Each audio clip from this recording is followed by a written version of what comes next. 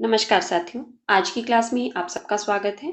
आज की क्लास में हम हिंदी व्याकरण से संबंधित महत्वपूर्ण प्रश्नों पर चर्चा करेंगे।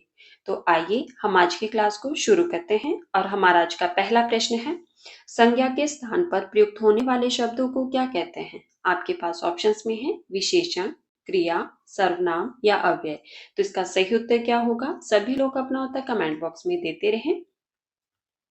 बिल्कुल सही। जिन साथियों ने ऑप्शन नंबर स बताया है उनका उत्तर सही है। संज्ञा के स्थान पर जो हम शब्द प्रयोग करते हैं उसे क्या कहते हैं? सर्वनाम कहते हैं। पिछली क्लास में हमने संज्ञा के बारे में पढ़ा था। आज की क्लास में हम सर्वनाम के बारे में पढ़ेंगे। ठीक है। हमारा अगला प्रश्न है, हिंदी में सर्वनाम के कुल कितने भेद हैं? आपके पास ऑप्शंस में है 5, 6, 7 या 8। तो इसका सही उत्तर क्या होगा? बिल्कुल सही। जिन साथियों ने ऑप्शन नंबर ब बताया है उनका उत्तर सही है। हिंदी में सर्वनाम के कुल कितने भेद हैं? 6 भेद हैं। अगर आपको इन 6 भेदों के नाम आते हैं तो आप लोग मुझे कमेंट बॉक्स में लिखकर बता दीजिए।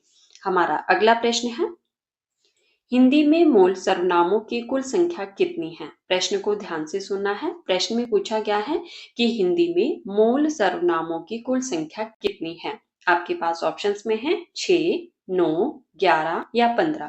तो इसका सही उत्तर क्या होगा?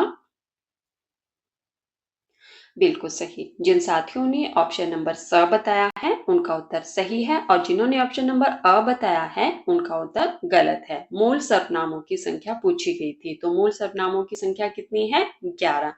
अगर आपको पता है कि ये 11 मूल पर कौन कौन सर्वनाम कौन कौन से हैं तो आप लोग मुझे बता दीजिए। चलिए मैं भी बताती हूँ आपको कि 11 कौन कौन से हैं। मैं, तू, आप, यह, वह, जो, कोई, कुछ, कौन, क्या। ठीक है। हमारा अगला प्रश्न है, मैं, हम, तुम, वह सर्वनाम के किस भेद के अंतर्गत आते हैं? आपके पास ऑप्शंस में है निश्चयवाचक, पुरुषवाचक, निजवाचक या संबंधवाचक। तो इसका सही उत्तर होगा, बताइए, मैं, हम, तुम, वह सर्वनाम के किस भेद के अंतर्गत आते हैं? बिल्कुल सही। जिन साथियों ने ऑप्शन नंबर ब बताया है उनका उत्तर सही है। पुरुषवाचक सर्वनाम के अंतर्गत आते हैं। ठीक है। हमारा अगला प्रश्न है, पुरुषवाचक सर्वनाम के कितने उपभेद हैं? आपके पास ऑप्शंस में है 2, 3, 4 या 5। तो इसका सही उत्तर होगा, बताइए, पुरुषवाचक सर्वनाम के कितने उपभेद हैं? बिल्कुल सही। कितने हैं? 3। तो जिन साथियों ने ऑप्शन नंबर ब बताया है उनका उत्तर सही है। चलिए अब आप लोग मुझे बताइए कि पुरुषवाचक सर्वनाम के अंतर्गत जो 3 उपभेद है उनके नाम क्या क्या हैं? बिल्कुल सही। उत्तम पुरुष, और मध्यम पुरुष और अन्य पुरुष। बिल्कुल सही। तो ये 3 उपभेद है जो पुरुषवाचक सर्वनाम के हैं। हमारा अगला प्रश्न है, श्रोता या सुनने वाले के लिए पुरुषवाचक सर्वनाम का प्रयोग किया जाता है। तो किस पुरुषवाचक सर्वनाम का प्रयोग किया जाता है? प्रश्न को एक बार मैं फिर से पढ़ देती हूँ। प्रश्न है कि श्रोता या सुनने वाले के लिए किस पुरुषवाचक सर्वनाम का प्रयोग किया जाता है? आपके पास ऑप्शंस में है उत्तम पुरुष, मध्यम पुरुष, अन्य पुरुष या प्रथम पुरुष। तो इसका सही उत्तर होगा, अभी हमने पढ़ा कि पुरुषवाचक सर्वनाम के 3 उपभेद होते हैं। अब आपको बताना है कि श्रोता या सुनने वाला जो होता है उसके लिए पुरुषवाचक सर्वनाम का कौन सा प्रयोग किया जाता है? बिल्कुल सही। जिन साथियों ने ऑप्शन नंबर ब बताया है उनका उत्तर सही है, मध्यम पुरुष। सुनने वाला कौन होता है? जैसे तुम, आप। ठीक है। हमारा अगला प्रश्न है, यह मेरी कार है। इस वाक्य में यह किस प्रकार का सर्वनाम है? आपके पास वाक्य दिया गया है कि यह मेरी कार है। अब आपको बताना है कि इस वाक्य में यह जो है वो किस प्रकार का सर्वनाम है। आपके पास ऑप्शंस में है अनिश्चयवाचक, निश्चयवाचक, संबंधवाचक या निजवाचक। तो इसका सही उत्तर होगा, बिल्कुल सही। जिन साथियों ने ऑप्शन नंबर ब बताया है उनका उत्तर सही है। यह किस प्रकार का सर्वनाम है? निश्चयवाचक सर्वनाम। हमारा अगला प्रश्न है, दरवाजे पर कोई खड़ा है। रेखांकित शब्द में कौन सा सर्वनाम है? आपके पास ऑप्शंस में है निश्चयवाचक, अनिश्चयवाचक, प्रश्नवाचक या निजवाचक। तो इसका सही उत्तर होगा दरवाजे पर कोई खड़ा है। इसमें रेखांकित शब्द कौन सा है? कोई। तो आपको बताना है कि जो कोई शब्द है वह कौन सा सर्वनाम है। बिल्कुल सही। जिन साथियों ने ऑप्शन नंबर ब बताया है उनका उत्तर सही है, अनिश्चयवाचक सर्वनाम। ठीक है। हमारा अगला प्रश्न है, दूध में कुछ गिर गया। इस वाक्य में कुछ किस प्रकार का सर्वनाम है? आपके पास ऑप्शंस में है निश्चयवाचक, अनिश्चयवाचक, निजवाचक या संबंधवाचक। तो इसका सही उत्तर होगा दूध में कुछ गिर गया। इसमें जो कुछ शब्द है आपको बताना है कि वह किस प्रकार का सर्वनाम है। बिल्कुल सही। जिन साथियों ने ऑप्शन नंबर ब बताया है उनका उत्तर सही है। कोई, कुछ जो है ये दोनों शब्द किसके अंतर्गत आते हैं? अनिश्चयवाचक सर्वनाम के। ठीक है। तो हमारा सही उत्तर है ऑप्शन नंबर ब। हमारा अगला प्रश्न है, साथियों अगर आपको क्लास पसंद आए तो प्लीज वीडियो को लाइक कर देना और अगर हो सके तो वीडियो को ज्यादा से ज्यादा शेयर भी कर देना और मुझे कमेंट करके जरूर बताना कि आप लोग किस परीक्षा की तैयारी कर रहे हैं। हमारा अगला प्रश्न है, जो सोएगा वह खोएगा। इस वाक्य में जो और वह किस प्रकार के किस सर्वनाम के उदाहरण हैं? आपके पास ऑप्शंस में है निजवाचक, संबंधवाचक, निश्चयवाचक या पुरुषवाचक। तो इसका सही उत्तर होगा जो सोएगा वह खोएगा। इस वाक्य में जो वह किस सर्वनाम के उदाहरण हैं? बिल्कुल सही। जिन साथियों ने ऑप्शन नंबर ब बताया है उनका उत्तर सही है, संबंधवाचक सर्वनाम के उदाहरण है ये दोनों। ठीक है। हमारा अगला प्रश्न है, ये संबंध बता रहे हैं ना यहाँ पे, तो संबंधवाचक सर्वनाम के उदाहरण है। हमारा अगला प्रश्न है, मैं अपने आप चला जाऊंगा। इस वाक्य में अपने आप किस सर्वनाम का बोध कराता है? आपके पास एक वाक्य दिया गया है कि मैं अपने आप चला जाऊंगा। आपको बताना है कि इस वाक्य में अपने आप किस सर्वनाम का बोध कराता है। आपके पास ऑप्शंस में है पुरुषवाचक, निजवाचक, निश्चयवाचक या संबंधवाचक। तो इसका सही उत्तर होगा बिल्कुल सही। जिन साथियों ने ऑप्शन नंबर ब बताया है उनका उत्तर सही है, निजवाचक सर्वनाम का बोध कराता है ये अपने आप। ठीक है। हमारा अगला प्रश्न है, निम्नलिखित में से कौन सा शब्द प्रश्नवाचक सर्वनाम है? आपके पास ऑप्शंस में है जो, कोई, कौन, स्वयं। तो इसका सही उत्तर होगा, बताइए इनमें से कौन सा शब्द प्रश्नवाचक सर्वनाम का उदाहरण है? बिल्कुल सही। जिन साथियों ने ऑप्शन नंबर स बताया है उनका उत्तर सही है। कौन शब्द जो है वो प्रश्नवाचक सर्वनाम का उदाहरण है।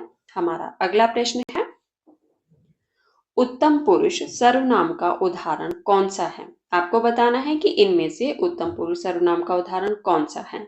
आपके पास विकल्प दिए गए हैं तुम, हम, वे, आप। तो इसका सही उत्तर होगा, बताइए अभी हमने थोड़ी देर पहले पढ़ा था कि पुरुषवाचक सर्वनाम के जो है वो तीनों को भेद हैं, उत्तम पुरुष, मध्यम पुरुष और अन्य पुरुष। अब आपको बताना है कि इनमें से उत्तम पुरुष सर्वनाम का उदाहरण कौन सा है। मध्यम पुरुष मैंने आपको बता दिया था, अब आपको बताना है कि उत्तम पुरुष कौन सा है। बिल्कुल सही। जिन साथियों ने ऑप्शन नंबर ब बताया है उनका उत्तर सही है, हम उत्तम पुरुष सर्वनाम का उदाहरण है। हमारा अगला प्रश्न है, आप भला तो जग भला। वाक्य में रेखांकित शब्द आप क्या है? आपके पास ऑप्शंस में है पुरुषवाचक सर्वनाम, निजवाचक सर्वनाम, निश्चयवाचक सर्वनाम या अनिश्चयवाचक सर्वनाम। तो इसका सही उत्तर होगा आप भला तो जग भला। इस वाक्य में जो आप शब्द है वो बताना है आपको कि किस सर्वनाम का उदाहरण है। बिल्कुल सही। जिन साथियों ने ऑप्शन नंबर ब बताया है उनका उत्तर सही है, निजवाचक सर्वनाम। ठीक है, आप कैसा शब्द है? निजवाचक सर्वनाम का उदाहरण है। हमारा अगला प्रश्न है, वह बहुत अच्छा लड़का है। इस वाक्य में वह कौन सा सर्वनाम है? आपके पास ऑप्शंस में है निश्चयवाचक, अनिश्चयवाचक, निजवाचक या संबंधवाचक। तो इसका सही उत्तर होगा, साथियों जिन्होंने अभी तक वीडियो को लाइक नहीं किया है, अगर आप लोगों ने यहाँ तक क्लास देख लिया है तो प्लीज एक लाइक तो बनता ही है, और अगर हो सके तो साथ में वीडियो को शेयर भी कर देना। बताइए इसका सही उत्तर क्या होगा? बिल्कुल सही। जिन साथियों ने ऑप्शन नंबर अ बताया है उनका उत्तर सही है, वह बहुत अच्छा लड़का है। इस वाक्य में वह कौन सा सर्वनाम है? निश्चयवाचक। ठीक है, हमारा अगला प्रश्न है, और साथियों मुझे कमेंट करके जरूर बताना कि आज की क्लास में आपके कितने प्रश्न सही हुए। ठीक है, और साथ साथ में मुझे ये भी बताना कि आप लोग किस परीक्षा की तैयारी कर रहे हैं, ताकि प्रश्न का पैटर्न जो है वो उसी हिसाब से हम तैयार कर सके। ठीक है, हमारा अगला प्रश्न है, किस सर्वनाम का प्रयोग केवल सजीवों या चेतन वस्तुओं के लिए होता है? प्रश्न को ध्यान से सुनना। आपके पास ऑप्शंस में है क्या, कुछ, कोई, यह। तो इसका सही उत्तर होगा,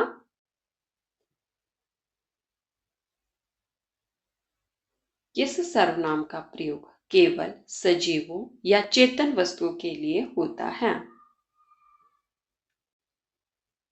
बिल्कुल सही। तो जिन साथियों ने ऑप्शन नंबर स बताया है उनका उत्तर सही है, कोई।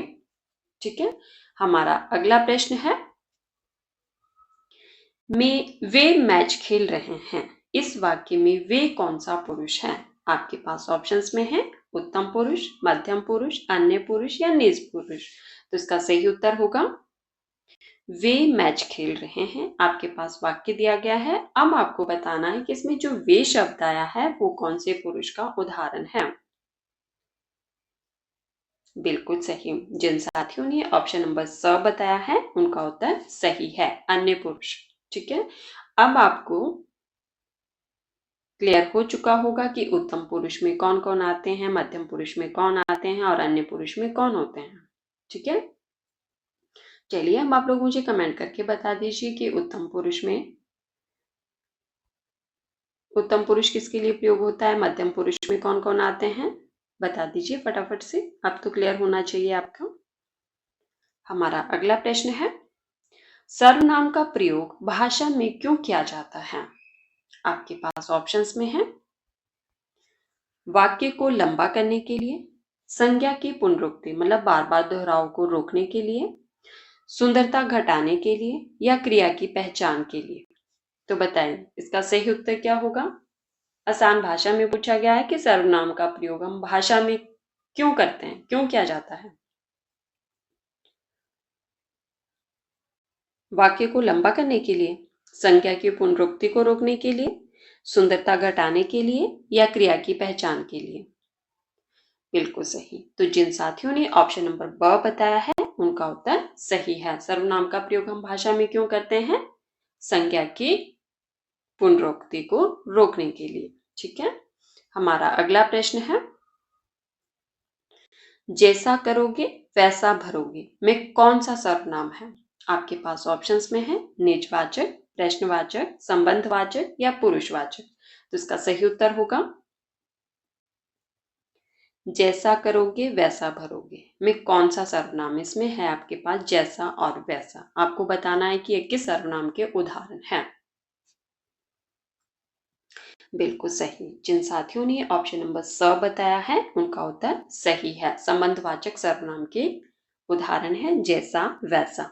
ठीक है, हमारा अगला प्रश्न है, निम्नलिखित में से किस वाक्य में सर्वनाम का अशुद्ध प्रयोग हुआ है? साथियों जिन्होंने से पहले वाले क्लासेस को नहीं देखा है, अगर आप चाहें तो प्लेलिस्ट में जाकर देख सकते हैं। व्याकरण से संबंधित हमारे अभी 4-5 ही क्लासेस हुई हैं, तो आप चाहे तो देख सकते हैं। ठीक है, चलिए हमारा प्रश्न क्या था कि निम्नलिखित में से किस वाक्य में सर्वनाम का अशुद्ध प्रयोग हुआ है? आपके पास वाक्य दिए गए हैं कि वह स्वयं यहाँ नहीं आना चाहती। आपके आग्रह पर मैं दिल्ली जा सकता हूँ। मैं तेरे को एक घड़ी दूंगा।